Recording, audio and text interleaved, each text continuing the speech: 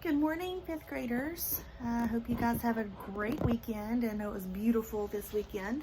Hope you got to enjoy some of that time outside. So we're going to go ahead and continue with Frindle. Last Friday, whenever we read, I asked you guys, what can you infer, which means read between the lines, about the relationship between Nick and Mrs. Granger from the events that happened in chapter 5. And I just kind of wanted to go over.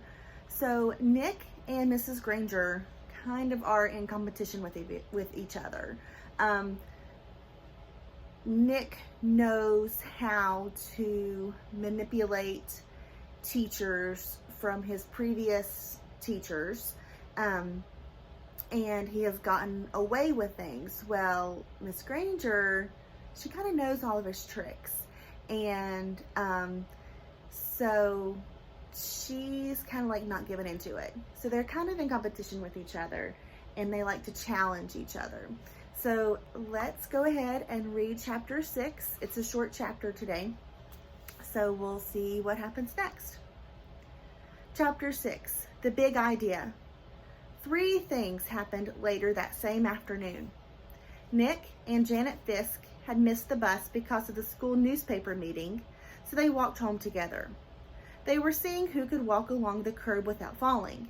It took a lot of concentration, and when Janet stepped off into the street, Nick said, "That's 3 points for me." But Janet said, "I didn't fall. I saw something. Look." She bent down and picked up a gold ballpoint pen, the fancy kind. That was the first thing, Janet finding the pen. They got back on the curb, and Nick followed Janet, putting one foot carefully in front of the other on the narrow concrete curb. And while he stepped along, he thought back over the school day, especially about his report, and what Mrs. Granger had told about words at the end of the period finally sank in. That was the second thing, understanding what Mrs. Granger had said. She had said, "Who says dog means dog? You do, Nicholas." "You do, Nicholas," he repeated to himself. "I do," Nick thought, still putting one foot in front of the other, following Janet. What does that mean? And then Nick remembered something. When he was about 2 years old, his mom had bought him one of those unbreakable cassette players and a bunch of sing-along tapes. He had loved them and had played them over and over and over and over.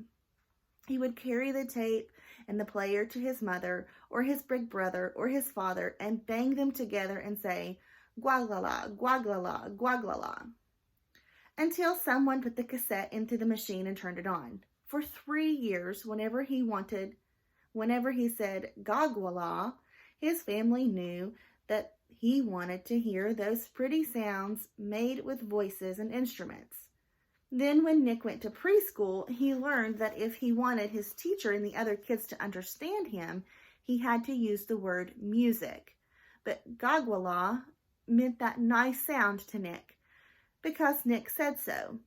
Who says guaglala means music? You do, Nicholas. "No fair," yelled Janet.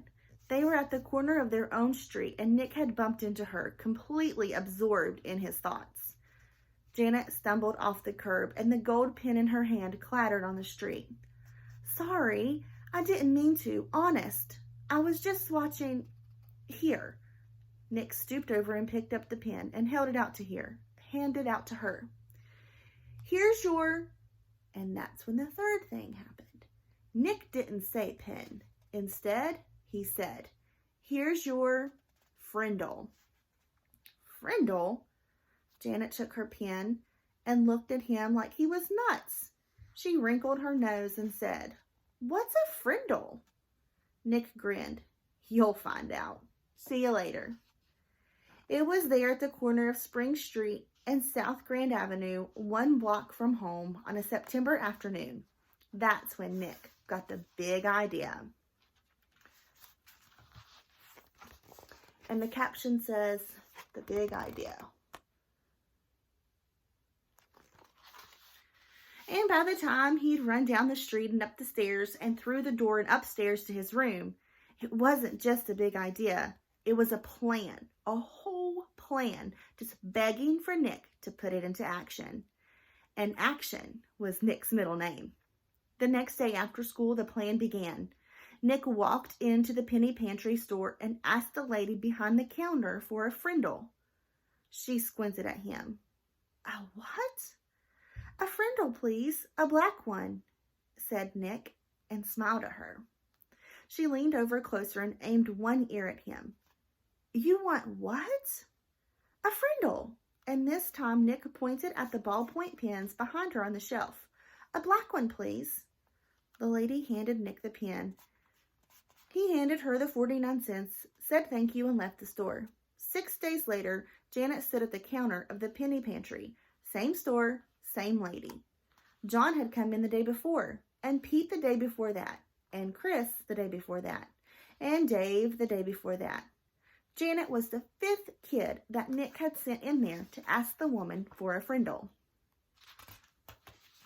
And when she asked, the lady reached right for the pens and said, "Blue or black?" Nick was standing one aisle away at the candy racks, and he was grinning. Frindle was a real word. It meant pen. Who says Frindle means pen? You do, Nicholas. Half an hour later, a group of serious 5th graders had a meeting in Nick's playroom.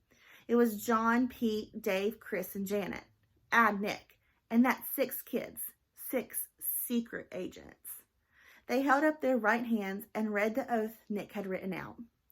"From this day on and forever, I will never use the word pen again. Instead, I will use the word Frindle.